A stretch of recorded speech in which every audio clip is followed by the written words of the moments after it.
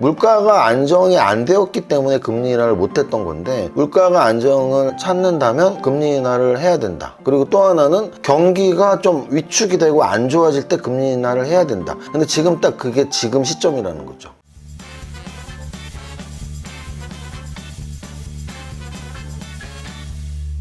대표님, 연정 씨였어요? 지금 뭐 보고 계세요? 잡지 보는데요. 사실 요즘 우리가 이제 뭐 종이신문, 종이 잡지를 잘 안 보고 다 온라인으로 보는 시대인데, 제가 여성동화 인터뷰 요청이 한번 왔었어갖고 이렇게 여성동화 인터뷰를 했었는데, 여기 이제 내용이 실리고 한번 보내주셨어요. 보라고. 근데 이제 깜짝 놀랐습니다. 뭘 깜짝 놀랐냐면, 영상에다 담길지 모르겠는데 사진이 너무 잘 나왔어요. 사실은 우리 직원들한테 그 말을 했었거든요. 그날 사진을 되게 여러 장을 찍어서 사진이 어떻게 실릴지 제일 궁금하다 이 말을 했었는데, 진짜 사진 보고 깜짝 놀랐습니다. 보면서 내가 이렇게 생겼으면 좋겠다라는 생각이 들 정도로 약간의 아마도 포샵을 해주신 것 같아요. 그래서 얼굴이 제 얼굴에서 나올 수 있는 최고의 얼굴로 만들어주신 게 아닌가. 그래서 저도 여태까지 뭐 프로필 사진도 많이 찍고 또는 뭐 이런 인터뷰하면서 신문이나 뭐 이런데 많이 사진이 나갔었지만, 정말 이 사진이 베스트인 것 같아요. 그래서 내가 이렇게 멋지다고?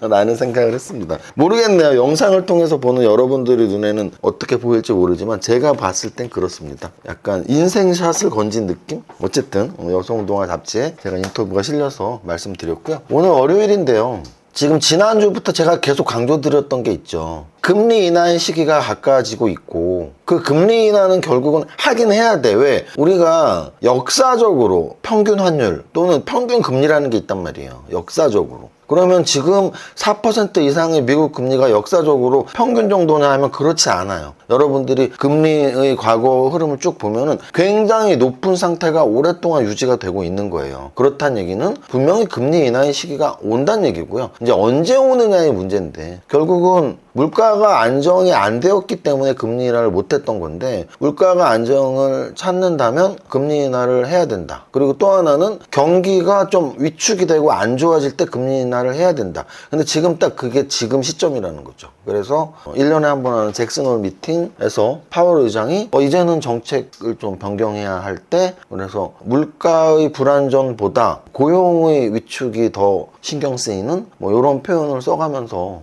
말을 해서 9월의 금리 인하 확률이 더 높아진 거죠.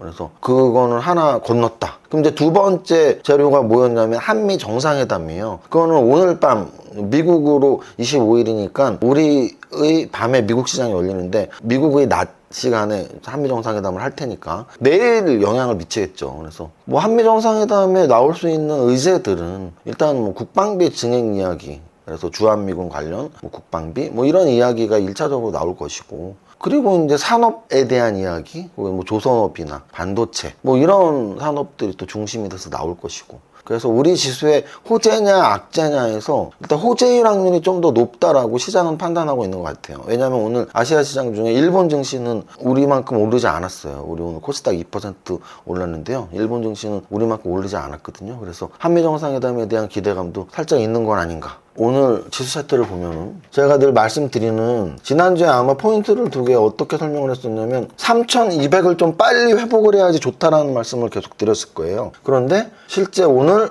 4일째 양선이 나오면서 3200을 회복을 했습니다. 이게 왜 중요하냐면, 이 기세로 한 3250 정도만 간다면 이거는 다시 한번 3300을 돌파할 수 있는 기회고요. 3300을 돌파한다면 역사적 신고가 시대가 확실히 열린다. 그냥 찍고 밀릴 리는 없어요. 분명히 3,300을 돌파한다면 3,400, 3,500까지 상승이 나오면서 역사적 신고가 시대가 펼쳐질 겁니다. 그래서 그거를 기다리고 있는 건데, 어쨌든 큰 산 하나는 넘었다. 미국의 금리 인하 시작. 물론 아직 확정은 아니지만 100%는 아니잖아요. 어차피 9월이 아직 아니니까. 하지만 9월의 금리 인하 확률이 아주 높아졌다는 거, 파월 의장이 비둘기파적인 발언을 했다는 거, 그리고 한미 정상회담 이제 지나고 나면 다시 결국 기업들의 실적 또는 미국의 기업들의 실적, 그러면서 뭐가 이제 또 계속 또 이슈가 되겠어요? 세제 개편안이 이슈가 될 겁니다. 세제 개편안도 저는 뭐 내년에 지방선거도 있고 민주당에서 저렇게 좀 강하게 어필을 했기 때문에 세제 개편안도 한반 물러서지 않을까 라는 생각을 하고 있습니다. 자, 그래서 오늘 거래소 지수는 3,200포인트를 돌파해서 3,209포인트 1.3% 상승을 했고요. 코스닥 지수는 양선이 나오면서 1.98% 상승을 했습니다. 거래소 코스닥 모두 갭상승에 양선이 나왔고요. 코스피 200 종목들 중에 보시면은 삼성전자보다는 SK하이닉스가 좀 더 강한 모습 나왔고요. LG에너지솔루션 3% 상승을 했고, 하나에어로스페이스 1%, 두산에너빌리티가 5%로 가장 큰 상승이 나왔습니다. 조방원 중에서 오늘 조선과 방산주보다는 원자력주가 가장 강한 상승이 나왔고요. 코스피 200 전체를 한번 보시겠습니다. 코스피 200 전체에서는 제가 계속 말씀드리는 오른 업종군, 안 오른 업종군, 오른 업종군의 대표가 조방원이라면 안 오른 업종의 대표가 화학하고 2차전지거든요. 그럼 오늘은 어느 쪽이 더 강했을까요? 안 오른 업종군이 더 강했거든요. 그래서 대한유화가 9% 상승이 나왔고요. 그리고 포스코인터, 에코프로머티리얼, 포스코 퓨처햄 같은 2차전지 관련주들이 움직임이 좋게 나왔다고 보시면 돼요. 그리고 오늘 지주회사들이나 금융주들도 괜찮은 움직임이 나왔습니다. 오늘 전반적으로 거의 모든 업종이 상승을 했다라고 보시면 돼요. 코스피 200에서도 떨어진 종목이 한 10개 남짓밖에 안 되니까요. 거래 대금 상위 종목 보겠습니다. 거래 대금 상위 종목에서 일단 삼성전자, 보합권 지수보다 못 움직였고요. SK하이닉스 3% 상승, 두산에너빌리티 5% 상승, 하나오션은 아래꼬리 만들고 반등. 로보티즈, 오늘 로봇 관련주들이 움직임이 좋게 나왔어요. 로봇 관련주들.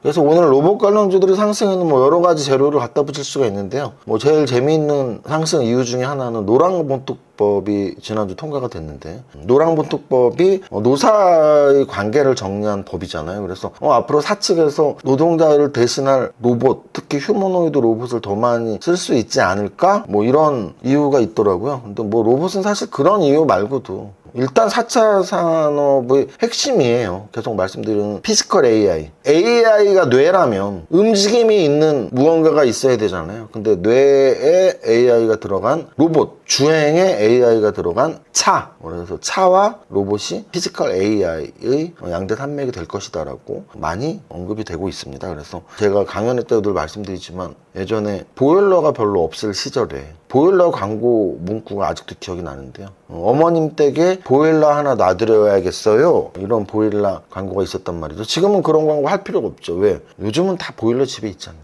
마찬가지로 아마 몇 년 안에 어머님 댁에 로봇 하나 사드려야겠어요 라는 광고가 분명히 있을 겁니다. 우리가 보통 집에서 로봇 청소기라는 말이 굉장히 유행을 했잖아요. 지금도 로봇 청소기가 당연히 있고요. 근데 저는 청소만 하는 로봇을 넘어서는 휴머노이드 로봇이 계속 개발이 된다면 집사형 로봇이 있을 것 같아요. 집사. 그래서 이제 집사형 로봇은 집에서 이제 비서 같은 거죠. 냉장고에서 물도 갖다 줄 수 있고 청소도 해주고 빨래 세탁기도 꺼내서 빨래도 널고 이런 로봇이 나온다면 누가 안 사겠어요. 500만 원, 1000만 원까지는 분명히 집집마다 다 살 겁니다. 로봇의 시대는 제가 굉장히 예상을 많이 하고 있는데 어쨌든 오늘 여러 가지 이유로 로봇 관련주들이 좀 움직임이 나왔나 봐요.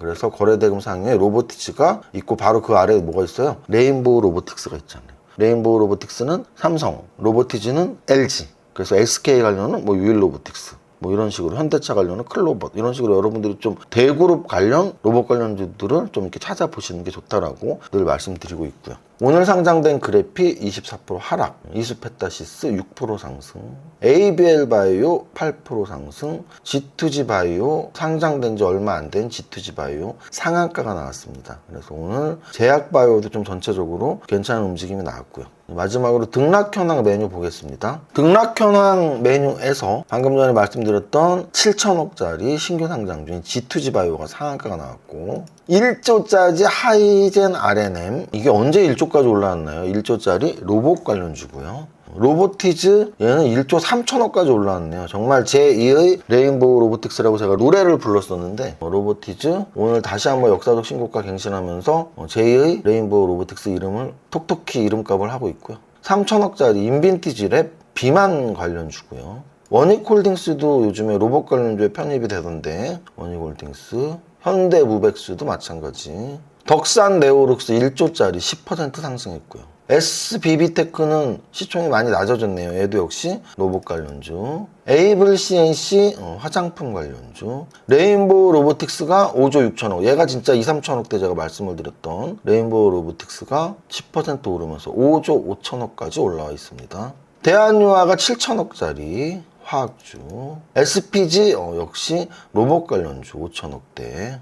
그래서 오늘은 일단은 로봇 관련주들이 약간 틈새의 하루를 보였다. 무슨 뜻이냐면 지난주까지 조방원이 올랐던 건 한미정상회담을 앞두고 기대감이었는데요. 근데 오늘은 좀 주춤하는 사이에 조방원이 좀 주춤하는 사이에 화학주 2차전지 이런 애들이 오르고 또 탑30을 보니까 응집력 있는 상승은 로봇 관련주에서 나왔어요. 근데 내일은 또 어떻게 될지 한미정상회담의 결과가 나오는 날이니까 그래서 한미정상회담의 결과에 따라서 우리 지수가 어떻게 움직일지 또 업종들은 과연 조방원이 또는 반도체가 어떤 수혜를 받을지 굉장히 중요한 하루가 될 것 같습니다. 지금 제가 보기에는 내일 또는 이번 주에 지금 3200까지 왔으니까 그 기세를 몰아서 한 3250까지만 가도 이거는 저는 9월 안에 신고가 돌파 충분히 가능하다고 보고요. 근데 이제 요번에도 또 김세계 뭐 3300 앞에서 뭐 3250, 260에서 꼬꾸라진다면 생각보다 조정이 길어질 수도 있다. 요번 조정. 왜냐면 이게 기대치라는 게 있거든요. 우리 투자자들이. 그럼 그 기대치가 결국은 역사적 신고가 시대에 대한 굉장한 열망과 기대인데 그게 지금 한 번, 두 번 시도를 했는데 꼬꾸라졌거든요. 지금 세 번째 시도하러 가거든요. 차트를 보시면 아까 제가 말씀드렸던 시도가 언제냐면 첫 번째 시도가 이때였단 말이에요. 이때 3288까지 올랐어요. 근데 이때 무산됐던 게 아까 말씀드렸지만 세제 개편안 때문이었고요.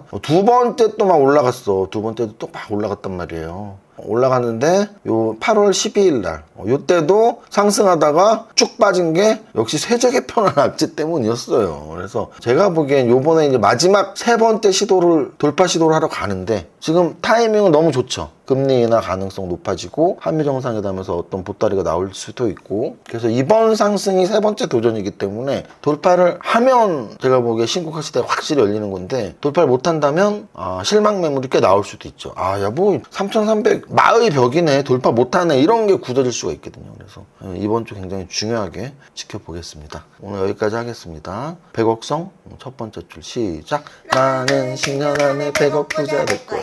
화이팅!